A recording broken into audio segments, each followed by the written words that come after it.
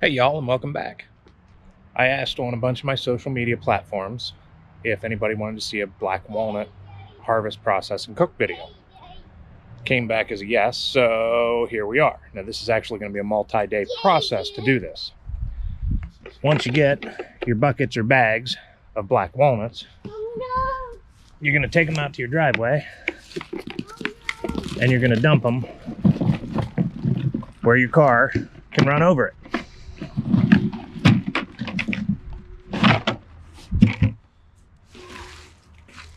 This is probably the easiest way to get these out of the husks. And bucket number 2 going down.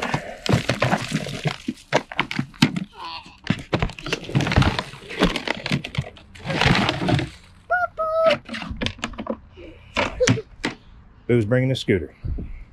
Now after a few days, 3-4 days maybe of running them over, all the husks will come off and you'll be left with just the nut. Now you can pick these off by hand if you want, but a lot of these, this black stuff is what the green turns into as it starts to age. And it doesn't take long for them to turn black. If you get them when they're green and sit and try to pick them apart like that by hand, you can do that and you won't get a whole lot of black on your hands. But this stuff, you can actually use it as a stain or a dye. It makes an awesome wood stain. It will also dye your fingers. Now I don't care, but some people do. So if you're going to do this by hand instead of running them over, wear a pair of heavy rubber gloves or something, you know, a couple sets of latex or nitrile gloves to keep it off of your hands.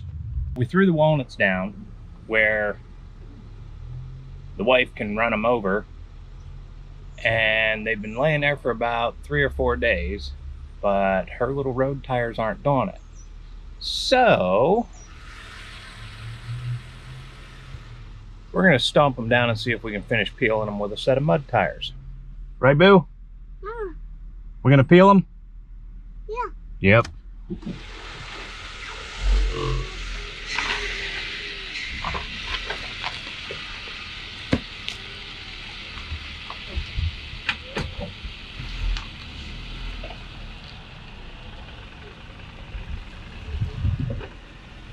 If you run the wheel and turn your tires on the walnuts, it'll help them peel out of that shell.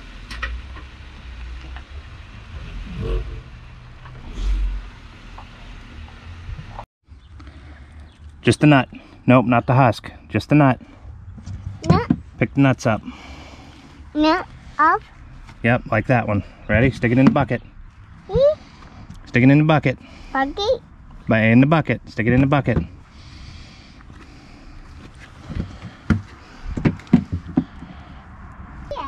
If you get a couple that are still green, just leave them lay there. I'm going to add probably another batch to this and do another couple buckets worth. And we are going to wash all these off real good once we're done. So yeah, it's going to be a little muddy and dirty at first here, but that's okay. 2 buckets of black walnuts in the hulls equals about, a third or so of a bucket of hulled black walnuts. We're going to fill this and let them sit for a half an hour or so and let the water soften up the rest of it before we start washing them. Once you get some water in there, if you have any floaters, pull the floaters out. They're no good.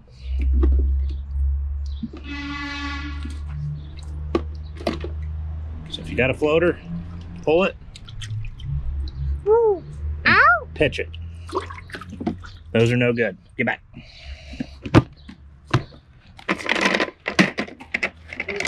Give it a little agitation.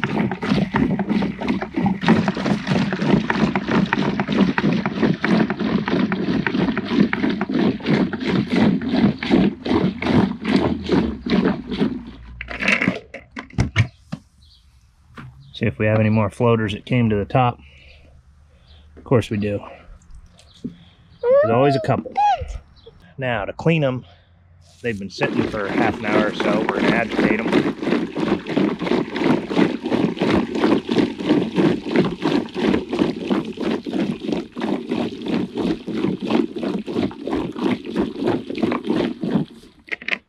Then dump the water out. Ooh, yeah.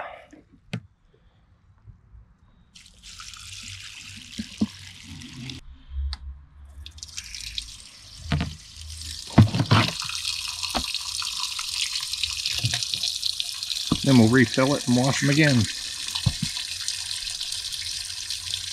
Now, if you do this a couple times, 3, 4, 5 times, and then stick them in a bucket with holes and rinse them off, and then just put them out to dry, that's the best way to clean them that I've found. Once you get them all rinsed off, sprinkle them out someplace they can dry. I just use this table in the yard that has this screen type mesh top on it that allows everything to filter down through and drip off and dry, so it's not sitting in water.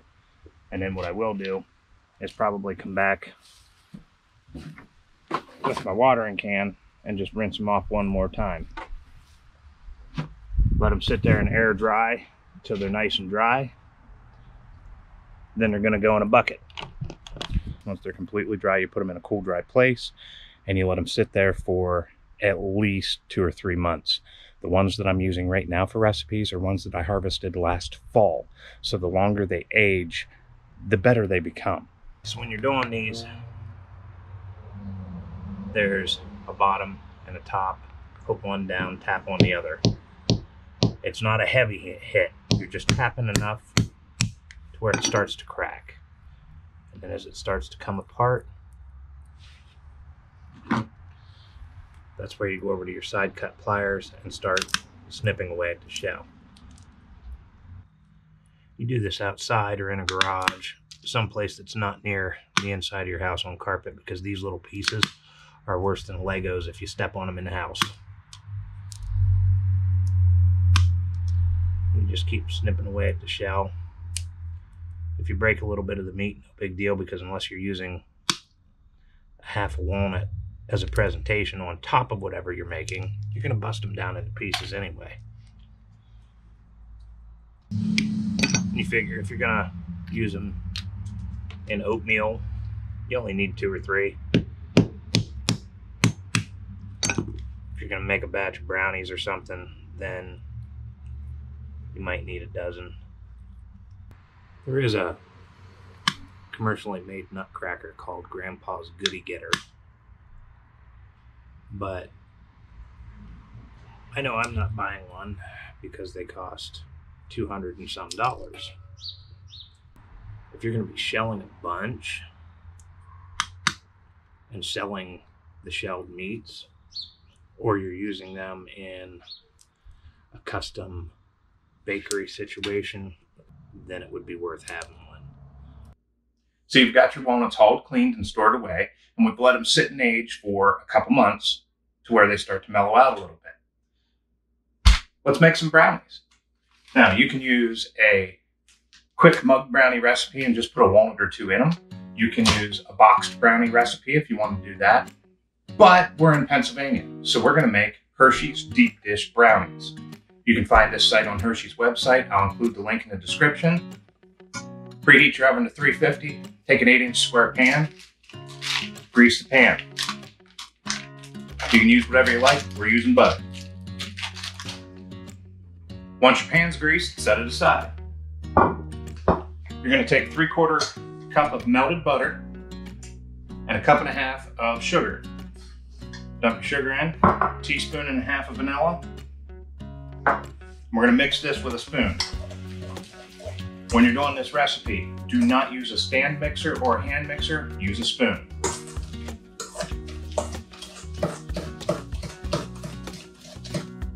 Once you've got your butter, sugar, and vanilla mixed, take 3 eggs, beat them up a little bit, and then add your eggs in and incorporate it into the sugar and butter. And in a separate bowl, add 3/4 cup flour, 1/2 cup of Hershey's cocoa, half a teaspoon of salt, and a half a teaspoon of baking powder. Mix that up together well. Once you have that mixed, we're going to add a little at a time into the egg mixture. We're going to stir it in until it's all well incorporated, adding a little bit more each time.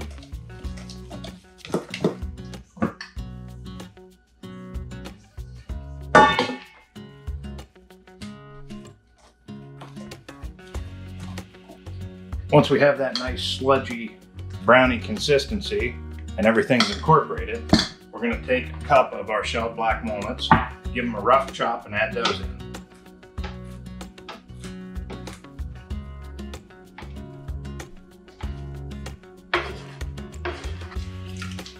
Stir your black walnuts in, and then we're going to spread it into the pan.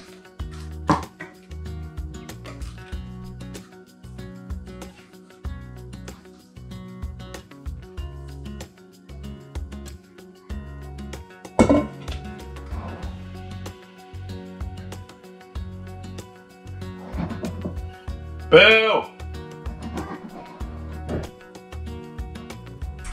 What, guys? Wanna look at the spoon? Yeah. Here you go. Oh, no. Drop that into your 350 oven, and we're gonna give it 40 to 45 minutes to bake. Check it when the timer goes off. If your stick comes out clean, they're done.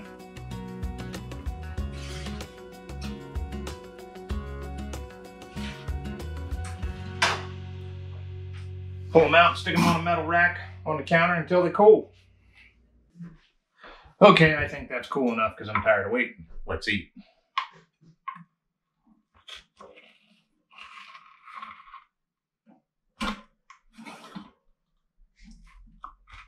We're going to cut a couple of these out and see how they came out.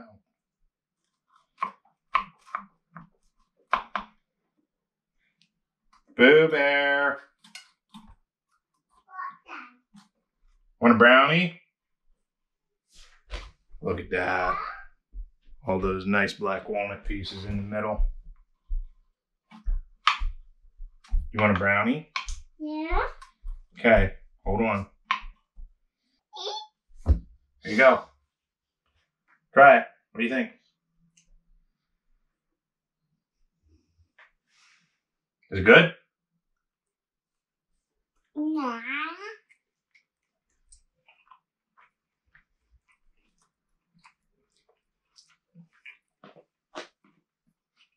Those came out awesome.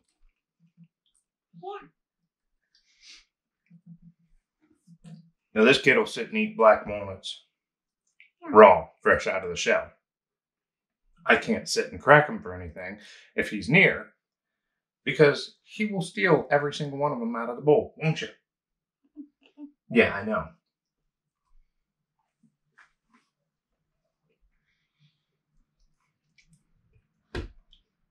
You like it? Mm-hmm. I figured. Now you can use these in all sorts of recipes. Use them in your banana nut breads, use them in brownies. By the time you see this, there should be a short uploaded on our channel that is a maple black walnut oatmeal. I use steel cut oats in it. I prefer steel cut or old fashioned, but you can use it in a pack of instant oatmeal, plain instant oatmeal, and do it that way for something quicker. I'd really like to try a walnut chicken, but I don't have a good walnut chicken recipe. So if anybody has a tried and true walnut chicken recipe, drop it in the comments below or send it to me through email. Well, that's all we've got for this episode. Remember to subscribe and follow along for all our future adventures. Hit that like button. Drop us a comment if you want to leave us a note.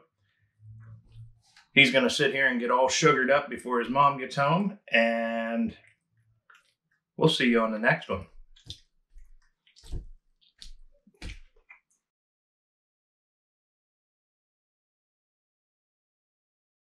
Should we just like get a couple forks and eat the rest of the pan? Get you bouncing off the walls? Uh-huh. You're trying to get me killed.